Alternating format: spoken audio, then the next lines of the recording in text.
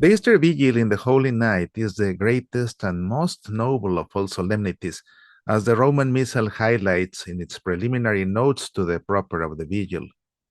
As we celebrate it today, among other things, beginning in total darkness outdoors and blessing the Paschal candle outside the church, is one of the main fruits of the liturgical reform.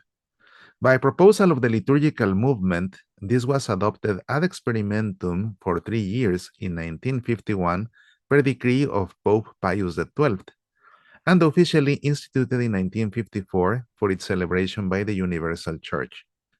This helped us to go back to the original and ancient practice when Easter was celebrated by early Christians during the night, crossing midnight and ending before the sunrise on Sunday. As the preliminary notes in the Missal explain, by most ancient tradition, this is the night of keeping vigil for the Lord, in which, following the gospel admonition, the faithful carrying lighted lamps in their hands should be like those looking for the Lord when he returns, so that at his coming he may find them awake and have them sit at his table. One common error is to begin the celebration of the Easter Vigil when there is still light outside. The norms in the Missal prescribe that it must be celebrated after all light is gone, precisely so that the celebration is illuminated by the light of the Paschal candle, which symbolizes the crucified Jesus Christ, who is now risen. Rubric number 3 in the Missal prescribes that the entire celebration of the Easter Vigil must take place during the night, so that it begins after nightfall and ends before daybreak on the Sunday.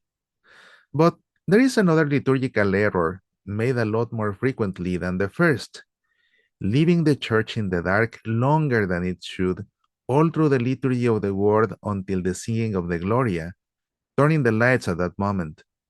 This error, which strictly is a liturgical abuse as it violates the liturgical norms, is most of the times not done out of disobedience, but due to different reasons. Not paying attention to the rubric in the Missal, not understanding the liturgical theology of the rite of the Lucernarium, which explains the existence to the rubric, or honestly, in many cases, just becoming used to celebrating Mass the own way of the priest and not the way of the church. Let's begin with the liturgical norm. The Roman Missal prescribes the following in rubric 17. Then the deacon places the Paschal candle on a large candle stand, and lights are lit throughout the church, except for the altar candles. It is only the altar candles that are not lit. They will be the ones to be lit at the Gloria, as rubric 31 indicates. After the last reading from the Old Testament with its responsorial psalm and its prayer, the altar candles are lit, and the priest intones the hymn Gloria in excelsis Deo, which is taken up by all while bells are rung.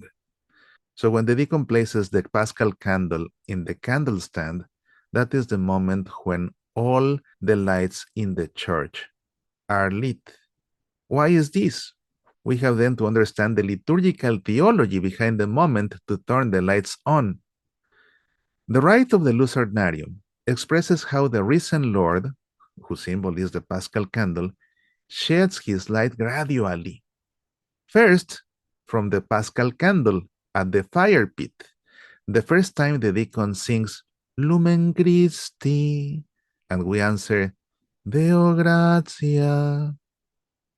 Second, to the local church, the second time in the middle of the church at the center aisle, when the deacon sings Lumen Christi at a higher note, and we share at that moment the flame taken from the Paschal candle.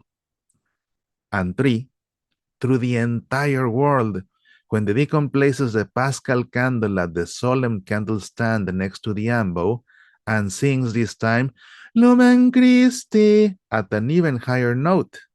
Because at this third moment, the risen Lord is shedding his life upon the entire world, all the lights of the church are turned on. Even the Easter proclamation, the Exultet, is sung with all the lights of the church on and all the faithful holding their lit candles. We just shouldn't be celebrating how the risen Lord is shedding his light upon the entire world, while our little corner in the world remains in the dark. It is a contradiction even to what the deacon is proclaiming through the exultet. Be glad, let earth be glad as glory floods her, ablaze with light from her eternal King. Let all corners of the earth be glad, knowing an end to gloom and darkness. While our parish remains in the darkness, let's pray that all priests and deacons are more attentive to the liturgical norms and celebrate the great and most noble of all solemnities the way the Church prescribes. So the beautiful rite of the Lucernarium truly communicates to the faithful what is meant to, and the light of the risen Lord can illuminate the entire world, including every church where his glorious resurrection is being celebrated at the Easter Vigil in the Holy Night. Until next time, be passionate about our faith.